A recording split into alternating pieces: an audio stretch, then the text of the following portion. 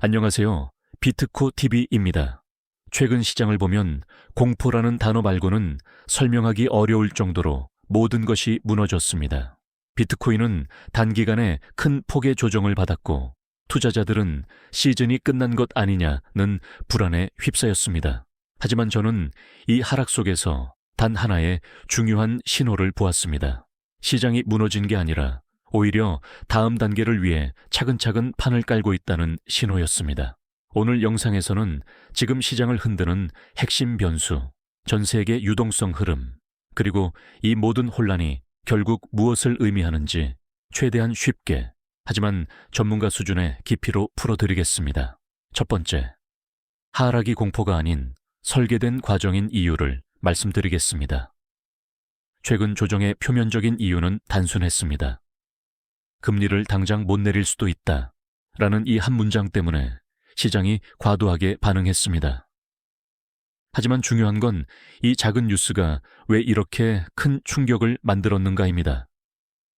시장은 본질적으로 약해서 무너진 게 아니라 금리, 유동성, 정책 변수에 맞춰 계획된 레버리지 정리 작업을 진행하고 있었기 때문입니다. 유동성 장세에서는 작은 악재가 돈에 눌려 사라집니다.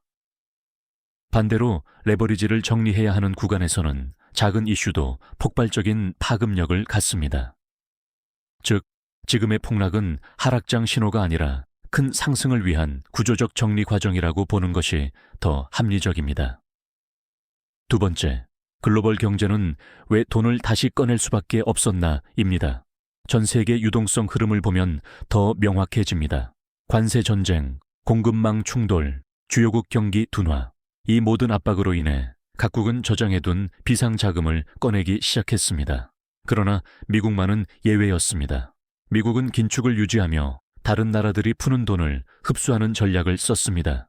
바로 그 도구가 단기 국채 발행, 높은 금리 유지, 글로벌 자금의 미국 쏠림 구조입니다.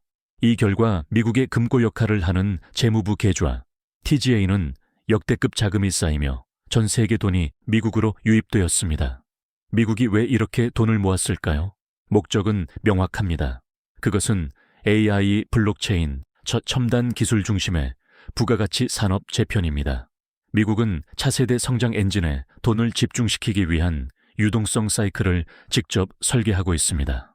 세 번째, 스테이블 코인은 미국의 전 세계 유동성 빨대입니다. 트럼프 행정부 시절 통과된 정책을 보면 한 가지 공통점이 드러납니다.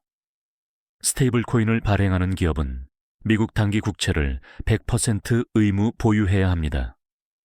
즉, 스테이블 코인이 많이 사용될수록 미국 국채 수요가 자동 증가되고 미국 재정 시스템에 전 세계 자금이 흡수되는 구조입니다. 이것은 단순한 암호화폐 규제가 아닙니다. 미국이 글로벌 유동성을 빨아들이는 강력한 금융 인프라 전략입니다. 네 번째, 그럼 왜 시장은 폭락했나? 답은 레버리지 청산입니다. 지금 시장을 흔드는 가장 큰 배경은 레버리지 비중이 지나치게 높아졌다는 점, 연준은 이를 싫어한다는 점, 시장이 붕괴되지 않는 선에서 울타리를 조정해야 했다는 점입니다. 즉, 본원 통화는 늘지 않았는데 시중 유동성은 빠르게 증가했습니다. 이는 곧 대출 기반의 투자가 지나치게 늘었다는 뜻이고 연준은 이 상황을 반드시 정리해야 합니다. 그래서 등장한 것이 단기 자금 시장 개입, 지방은행 파산 여파, 각종 유동성 축소 조치입니다. 이러한 흐름은 시장을 죽이기 위한 것이 아니라 대규모 유동성이 공급 전 자리 정리 과정입니다. 다섯 번째, 유가와 물가는 이번 사이클이 종료가 아닌 이유입니다. 유동성을 풀기 전에 반드시 확인해야 하는 변수가 있습니다. 바로 유가입니다. 2022년 러시아 우크라이나 전쟁처럼 유가가 폭등하면 풀린 돈이 모두 에너지 가격으로 흡수됩니다. 하지만 지금은 반대입니다. 미국은 세계 최대 산유국이 되었고 산유량은 사상 최고치이고 유가는 안정적인 저점 구간이고 물가도 안정세입니다. 이 말은 곧 유동성 공급에 방해되는 변수들이 제거되었다는 뜻입니다. 여섯 번째, 앞으로 펼쳐질 단계는 유동성 재확대로 인하여 금리가 인하되어 성장 산업의 급등입니다. 연준의 양적 긴축 종료, 미국의 유동성 축적, 스테이블 코인, 인프라 구축, AI 중심 성장 전략.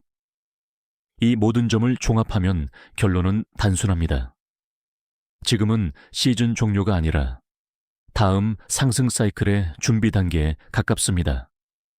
시장은 이미 다음 장을 준비하고 있습니다. 일곱 번째, 결론은 지금 중요한 것은 공포가 아니라 흐름입니다.